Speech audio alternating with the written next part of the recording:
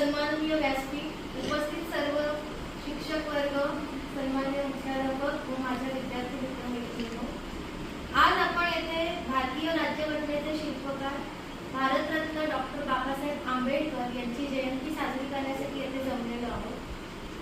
14 April आजचा हा दिवस हा त्यांच्या विचारांना आत्मसात करण्याचा दिवस आहे आणि हीच आपल्या काळाची गरज आहे असं मला वाटतंय.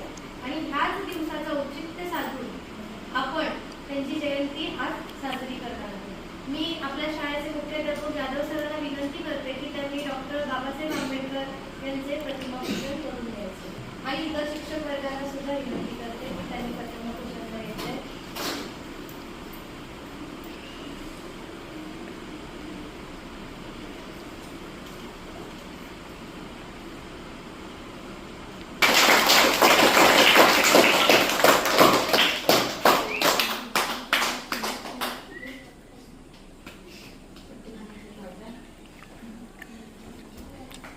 विद्यार्थी प्रतिनिधींपैकी दिनेश पुजारी आणि विद्यार्थी प्रतिनिधींपैकी रुचिता दुरेला इथे आमंत्रित करते की त्यांनी प्रतिमेला फूल अर्पण करायचे. रुचिता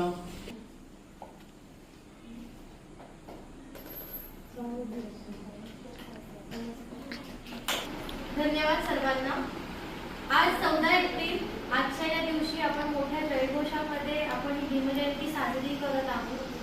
हे प्रेम असणं स्वाभाविकच आहे, कारण त्यांनी आपल्याला गुलामगिरीतून मुक्त करून मानवी हक्क मिळवून आले.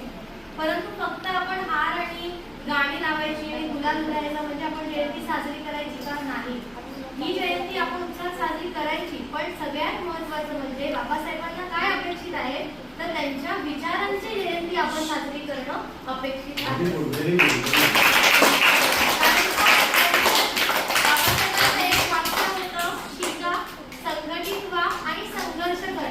हा केवळ एक मंत्र नाही, तर ते आपल्या प्रगतीचं सूत्र त्यांनी या वाक्यातून सांगितलेलं आहे.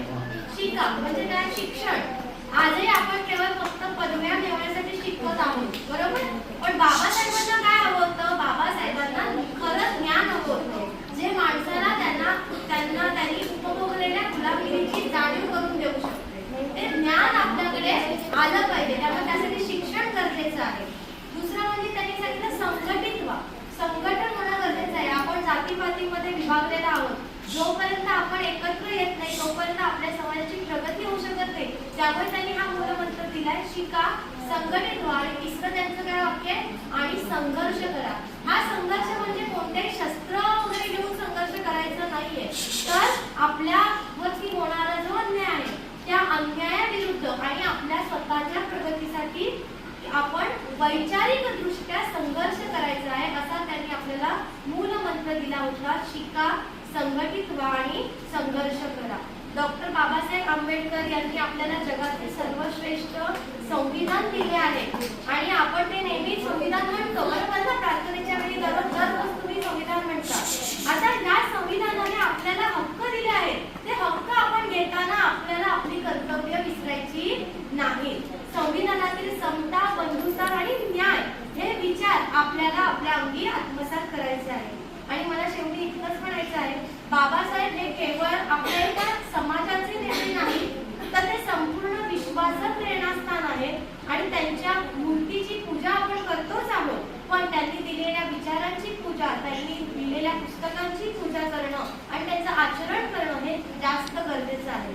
ज्या दिवशी आपण अन्यायाविरुद्ध आवाज उठवू, विज्ञानाची कास धरू आणि माणुसकीने सर्वांशी वागू, त्याच दिवशी आपण ही जयंती खऱ्या अर्थाने साजरी करत आहोत असं आपण म्हणू शकतो. मला शेवटी एकच म्हणायचंय, रक्त सळसळते पण डोके शांत ठेवा. रक्त सळसळते पण डोके शांत ठेवा, कारण ज्ञानाचे शस्त्र हे तलवारीपेक्षा सुद्धा धारदार असते. म्हणजे काय?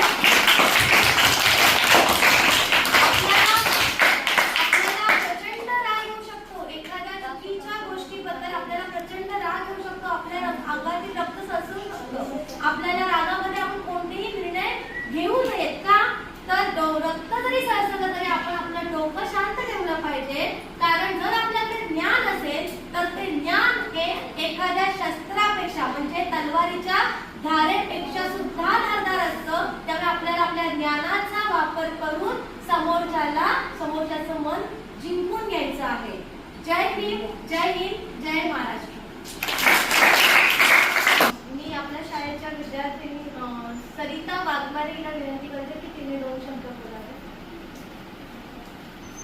मी ओरडून ओरडून सांगणाऱ्या जगाला की माझा भीम कसा होता. भुकेच्या ज्वाला सहन करत छातीत जखमा ठेवून तो या मातीतल्या लोकांसाठी तो एकटा कसा लढला होता, तो एकटा कसा लढला होता. जेव्हा त्यांनी पुस्तक उचललं त्याच हाताने क्रांती पेटवली आणि या अंधारातल्या समाजाला प्रकाशाचा रस्ता दाखवला. सभेमध्ये डॉक्टर बाबासाहेब आंबेडकरांचं नाव घेताच डोळ्यात अश्रूंचा महासागर उसळला. रमाईच्या आठवणींनी भरलेला मन घेऊन माझा बाप तिथेच ठसा रडला होता. माझा बाप तिथेच ठसा रडला होता. तो माणूस नव्हता, वादळ होता, ज्वाला होता आणि इतिहास होता, ज्याने स्वतः जळून लाखो जणांना उजाड दाखवला होता. सागराचं पाणी कधी आटणार नाही, भीमाची आठवण कधी मिटणार नाही. अरे एक जन्म काय, 1000 जन्म घेतले तरी बाबासाहेबांचे उपकार कधी फिटता येणार नाही. भीमा तुझ्या आयुष्याच्या वाटेवर अंक 14चा फार महत्व. भीमाईचा तू लाडका पुत्र, कळेल का गणितातलं ही सूत्र.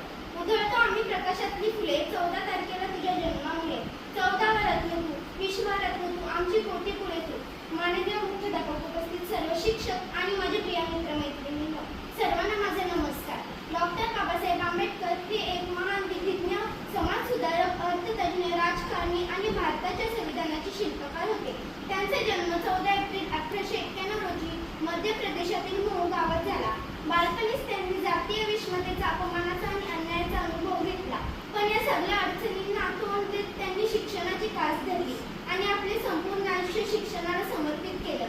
बाबासाहेबांनी कोलंबिया विद्यापीठातून अर्थशास्त्र PhD केली आणि इंग्लंडच्या लंडन स्कूल ऑफ इकॉनॉमिक्समधून कायद्याचं शिक्षण घेतलं.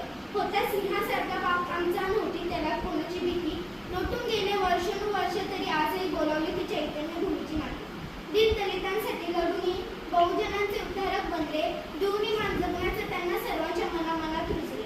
डॉक्टर बाबासाहेब आंबेडकरांनी आपल्याला 3 अमूल्य मंत्र दिले. शिका, संघटित व्हा आणि संघर्ष करा. हे नेहमी लक्षात ठेवा. संकल्प या मनाचा क्रांती करून गेला, विधल्या मनाचा मोठा होऊन सीन गेला. टिपविले कैकज्ञानी माझ्या धुरंधरानी, इतिहास घडविला माझ्या युगंधरानी. ही आसनानी केली श्रीमंतीच्या धनाची, मुलगी बागरेसे घेते परिश्रमाची. दुःखाला झेलणारा, काळाला छेदणारा, गुणवंत पाहिला मी अन्याय झुंजणारा. विसरून गेला शेवटी जातीयतेची ज्वाला, भीमराव माणसाला माणूस करून गेला. क्रांतिकारक, विश्वरत्न, भारतरत्न, बोधिसत्व, मुखनायक, कायदे पंडित, युगपुरुष, न्यायमूर्ती, महामानव, परमपूज्य डॉक्टर बाबासाहेब आंबेडकरांचा डॉक्टर बाबासाहेब आंबेडकरांचा. खूप छान सरिता, खूप छान, मस्त बोलली. यानंतर मी मंजिरीला आमंत्रित करते. कोणी म्हणतात भीमराव, कोणी म्हणतात बाबा, कोणी म्हणतात भीमराव, कोणी म्हणतात बाबा. आजही आहे या महामानवाचा सर्वांच्या मनावर ताबा, सर्वांच्या मनावर ताबा. सर्वांना माझा नमस्कार. माझे नाव मंजिरी आहे. आज डॉक्टर बाबासाहेब आंबेडकर यांची जयंती आहे. डॉक्टर बाबासाहेब आंबेडकर हे भारतीय संविधानाचे जनक आहेत. त्यांनी दलितांना न्याय मिळवून दिला. अशा या महामानवाला माझा कोटी प्रणाम. यानंतर मी दीक्षा वाघमारेला आमंत्रित करते की तिने 2 शब्द बोलावे. 14 एप्रिलचा तो दिवस उजाडतो नव्या आशेचा सूर्योदय होतो. ज्यांनी दिला आम्हाला जगण्याचं स्वातंत्र्य, तोच आमचा बाबासाहेब आठवतो, तोच आमचा बाबासाहेब आठवतो. ना भीती ना हार कधी मानली, अन्यायाशी तो एकटाच भिडला. पुस्तक वाचल्याचा खरा शस्त्र, ज्ञानानेच त्याने इतिहास लिहिला. जातपात जाळून टाकली, समानतेचा दीप पेटवला. संविधानाच्या प्रत्येक शब्दातून नव भारत उभा करून दाखवला. 14 एप्रिल ही फक्त तारीख नाही, तो स्वाभिमानाचा श्वास आहे. जोपर्यंत न्याय जिवंत आहे तोपर्यंत डॉक्टर बाबासाहेब आंबेडकर हे नाव अमर आहे. मातीच्या घरातून उठलेलं एक वादळ होतं. नाव त्याचं बाबासाहेब, पण काम त्याचं महासागर होतं. ज्यांना नव्हता हक्क जगण्याचा त्यांनी दिला अधिकार. संविधानाच्या रूपात पसरविला समानतेचा विचार. अपमानाच्या राखुनी उठलेली ती ज्योत होती. अन्यायाला शिक्षणाने उत्तर देण्यात ती शांत क्रांती होती. शाळेत फक्त अक्षर नव्हते, होती लाखोंची आशा. प्रत्येक माणसाच्या मनातली भाषा. आज आपण जगतो मोकळं हे बाबांचं देणं आहे. बाबासाहेब नाव म्हणजे भारताचा अभिमान आहे. सन्माननीय गुरुजन वर्ग आणि इथे जमलेल्या माझ्या देश बांधवांना नमस्कार. आज 14 एप्रिल जगातील सर्वात विद्वान व्यक्ती, भारतीय राष्ट्रघटनेचे शिल्पकार यांची आज जयंती. शिका, संघटित व्हा आणि संघर्ष करा हे महामंत्र देणाऱ्या या महामानवाचा जन्म 1891 मध्ये महू गाव येथे झाला. त्यांचे जीवन म्हणजे संघर्षाची एक महान गाथा आहे. अंगावर गरिबाचे चटके सोसून आणि जातीभेदाचा अपमान सहन करूनही त्यांनी आपले शिक्षण थांबवले नाही. ज्ञानाच्या जोरावर त्यांनी जगातील सर्वोच्च पदव्या संपादित केल्या. त्यांनी 32 डिग्र्या केल्या. समाजापुरते मर्यादित नव्हते. त्यांनी देशाला जगातील सर्वात मोठे संविधान दिले, ज्यांनी आपल्याला समानतेचा अधिकार दिला. आज आपण कामाचे 8 तास करू पाहतो ते बाबांच्या प्रयत्नामुळे शक्य झाले आहे. बाबांच्या जीवनात कठोर होते प्रसंग, पण त्यांना सुद्धा बाबांनी आणलाच नाही. जीवनात आली होती त्यांच्या रमाई, तरीही उचलालाच पेनात कागदात कोरलीच नशाई. बाबासाहेब आल्यावर तोंडावर करायचे रुमाल, एवढा अपमान सहन करूनही बाबासाहेबांनी केलीच ना कमाल. शूद्र म्हणायचे लोक बाबांना हळूहळू वाटायचे मनाला. रडू व्हायचे क्षणाक्षणाला, पण हारले नाहीत, कारण न्याय द्यायचा होता प्रत्येकाला. काही लोक असेही म्हणतात की तुम्हाला सर्व काही मिळत आहे, पण त्यांना कोण सांगणार की आम्ही एका घोट्याच्या पाण्यासाठी किती संघर्ष केला होता. काढूनही घेत होते दलितांच्या तोंडाचा घास, पण 20 मार्चला महाभूमीचा घडला इतिहास. 14 तळे झाले दलितांसाठी खुले, त्या तळ्याचे पाणी बाबांनी ओंजळीने प्यायले. पाण्यासाठी नव्हे हक्कासाठी होता तो लढा, पाण्याविनाच तरसत होता सारा समाज भोला भावला. स्वाभिमानासाठी लढले बाबा, दिला सर्वांना हक्क, दूर केले त्यांनी गरिबाचे पाण्याचे दुःख. फक्त पाणी नव्हे, मिळवला जगण्याचा अधिकार, मार्चच्या भूमीत पेटली ज्योत स्वाभिमानाची. आजही तो दिवस कवितेचा ओळख बाबाचे संघर्ष. मित्रांनो, बाबासाहेबांनी केवळ हार घालणे किंवा त्यांचा जयजयकार करणे म्हणजे जयंती साजरी करणे नव्हे, तर त्यांनी दिलेल्या स्वातंत्र्याचा आनंद साजरा करणे म्हणजे जयंती साजरी करणे होय. जय भीम, जय संविधान, जय शिवराय. धन्यवाद. धन्यवाद दीक्षा, खूप छान बोललीस. यानंतर मी आपल्या शाळेचे मुख्याध्यापक जाधव सरांना विनंती करते की त्यांनी 2 शब्द बोलावे. रायगड जिल्हा परिषद शाळा कैरे आणि या कैरे शाळेचे माझे व्यवसाय बंधू आणि भगिनींनो, माझे विद्यार्थी मित्र, 14 एप्रिल महामानव डॉक्टर आंबेडकर यांचा जन्मदिवस आणि आज त्यांच्या जन्मदिवसानिमित्त आपण शाळेमध्ये जयंती साजरी करत आहोत. या जयंतीनिमित्त मी सर्वांना खूप खूप शुभेच्छा देतो. आणि आता ज्या आपल्या 2 विद्यार्थिनी 3 विद्यार्थिनी अतिशय सुंदर असं भाषण म्हणजे त्यांचा जीवनपट हा सांगितलेला आहे. त्याचप्रमाणे या कार्यक्रमाची सुरुवात आणि योग्य विद्यार्थ्यांना दिशा देण्याचं काम, मार्गदर्शन देण्याचं काम आपल्या कार्यक्रमाच्या आजच्या संचालिका मॅडम यांनी सुद्धा अतिशय चांगल्या त्यांच्या परफेक्ट भाषेमध्ये विचार मांडलेले आहेत. खरं पाहता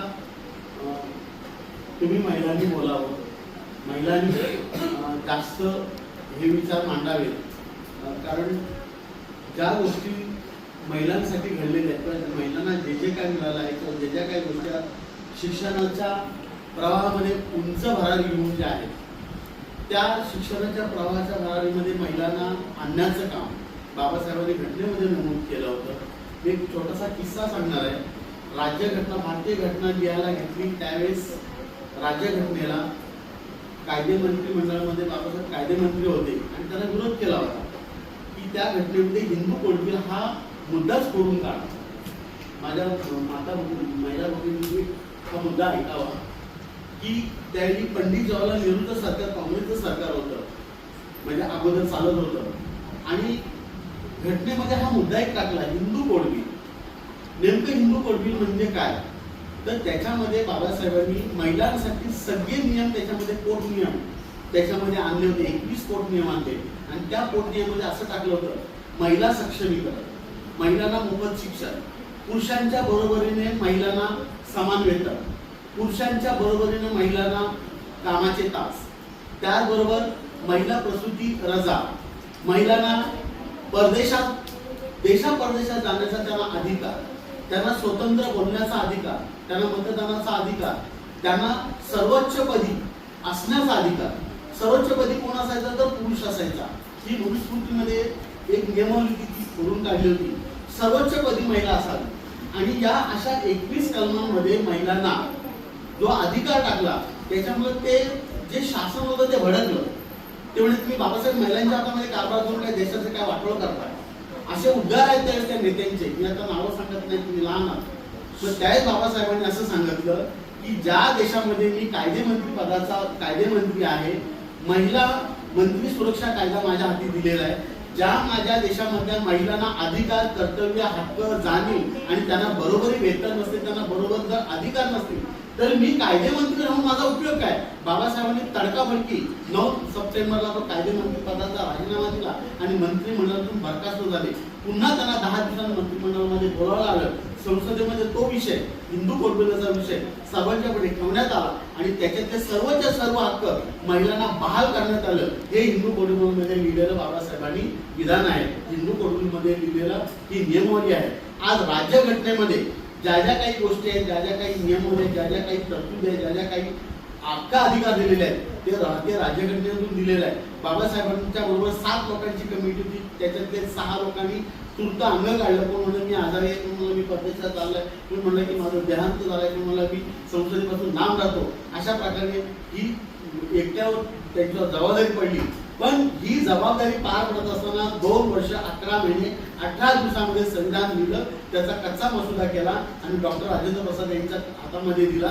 डॉक्टर राजेंद्र प्रसादांनी तो मसुदा वाचला संपूर्ण त्यांच्या कमिटीने आणि त्यावेळी त्यांच्या डोळ्यामध्ये अश्रू तरळलं की तुम्ही या देशासाठी एवढी तरतूद आणि एवढं कायदे लिहिणारे तुम्ही पहिले कायदे पंडित आहात असं त्यांना घोषित केलं.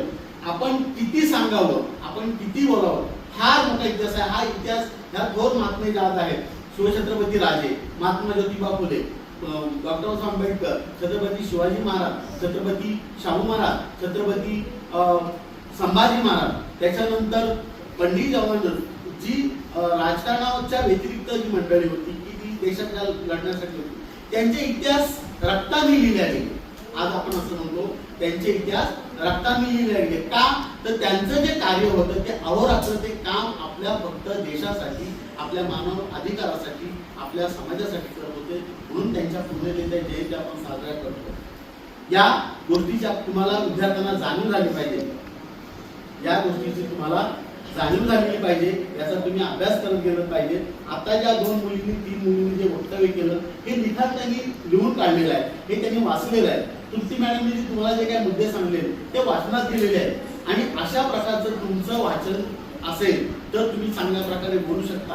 महिलांसाठी, महिलांनी आज ज्या सर्वोच्च पदी ज्या महिला आहेत, सर्वोच्च ठिकाणावर उच्च पदावर ज्या महिला गेल्या, हे बाबासाहेबांनी त्यांना दिलेले देणगे आहे, त्यांच्यासाठी भांडलेले ते आहेत, त्यांच्यासाठी त्यांनी मंत्रिमंडळात केलेला हा विरोध आहे. आणि म्हणून त्याच वेळेस ते 1939 मध्ये 1939 नाही 42 की 43 दरम्यान, कारण 47 देश स्वतंत्र झाला आणि त्याच्या अगोदर ही नियमावली आपली चालू होती.